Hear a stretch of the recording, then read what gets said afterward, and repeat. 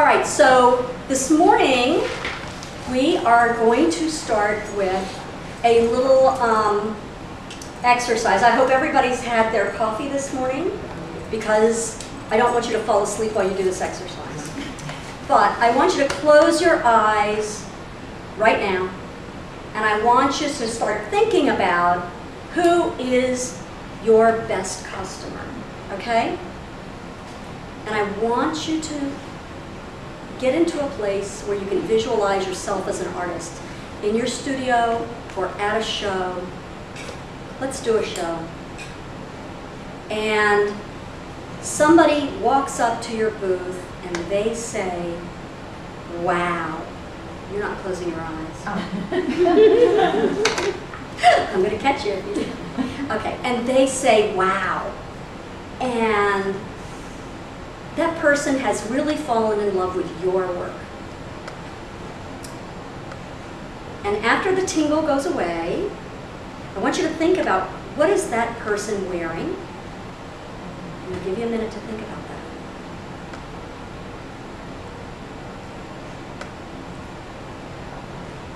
Did they bring someone to the show with them, a spouse or a child or a parent?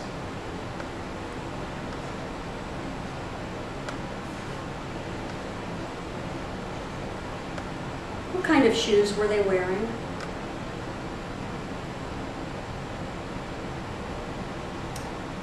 What brand of watch did they have on? What other jewelry are they wearing?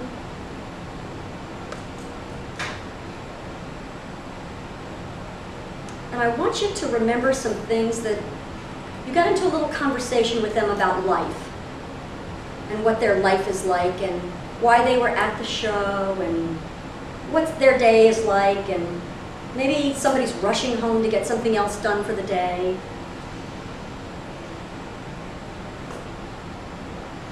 Now you're going to take the payment for the piece and you're going to wrap it up and you're going to send them on their way. But in your mind, you're going to follow them out the door of the show.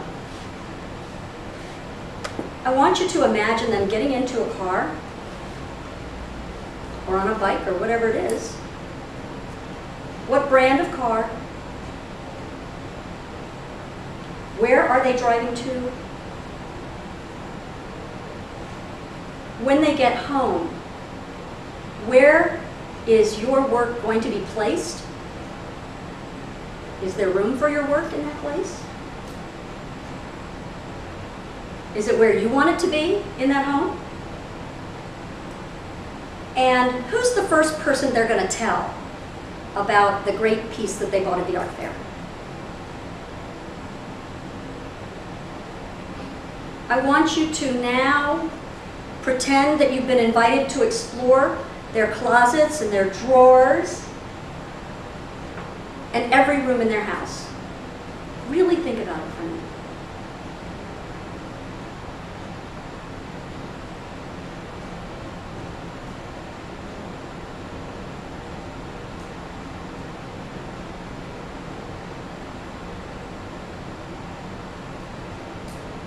Okay, everybody open your eyes and write down what you saw.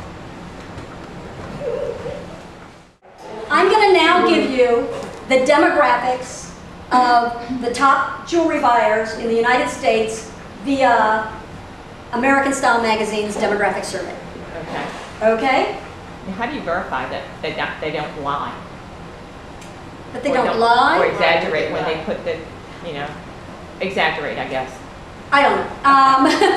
But I can give you some demographics for American Style readership. Cars, Volvos, believe it or not. BMWs are very popular.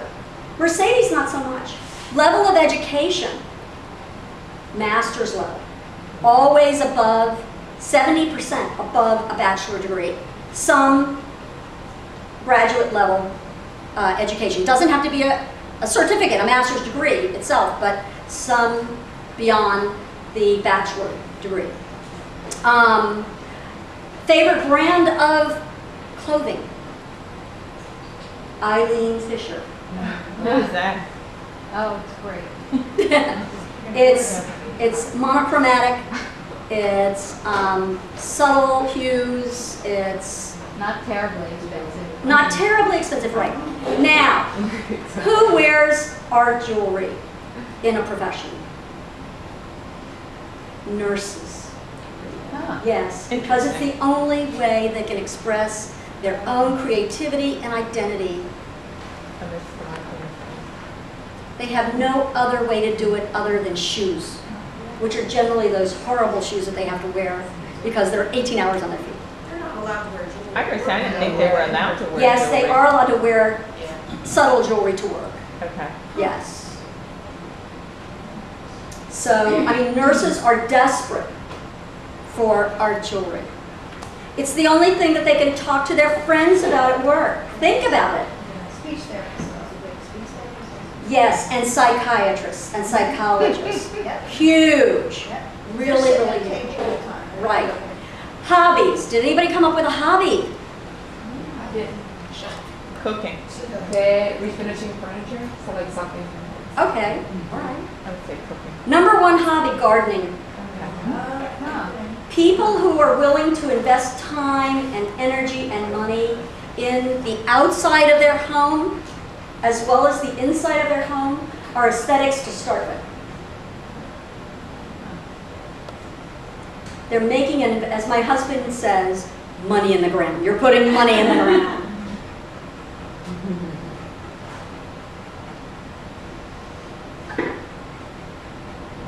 And they are over 30, well over 30, more like 40 to 65. Okay? Their household income can be anything because this is a passion. Anyone who has a passion or a hobby, if they're really passionate about what they do, their income doesn't get in the way of what they want. They may only buy 2 pairs of $60 earrings a year or $100 earrings a year, but they can do that. So that doesn't bother them. They do communicate with others about what they buy, and the story behind it is really, really important. They're generally mobile people. They like to travel. And when they do, they like to find the culture in every place they go. And according to the cultural tourism statistics, they spend between $400 and $600 a day when they travel. Which is why every city in the country now has some kind of cultural tourism program that they're trying to put into effect anyway, anyhow. What exactly is that? Cultural tourism. I know what it would be if Those I are people that travel to go to cultural events and cultural okay. assets of a city. Okay. People who will drive 3 hours to come to the museum. Okay. Those people will always go to a great restaurant that's locally owned. They will recycle dollars in the community and they'll spend them not at Sam's Club. They'll spend them in ways that are very tangible to recycling dollars within a community. And they bring a great deal of value. So every mayor in the country is trying to compete now for cultural tourists. They used to think that sports tourism was a big deal. It brings bodies, it doesn't bring money. Bubba drinks four cans of beer and leaves. A burger or a hot dog, you know? So that's a little background on what kind of customer you are looking for. And I want you to keep a little journal of who your customers are when you're at a fair or something. Make sure you put those notes in your book. Everybody's got a little notebook when they go to a fair, of little notes and things. Use the back of your book to put those private notes in. It's really important, and start to compile for yourself a profile of who your best customers are.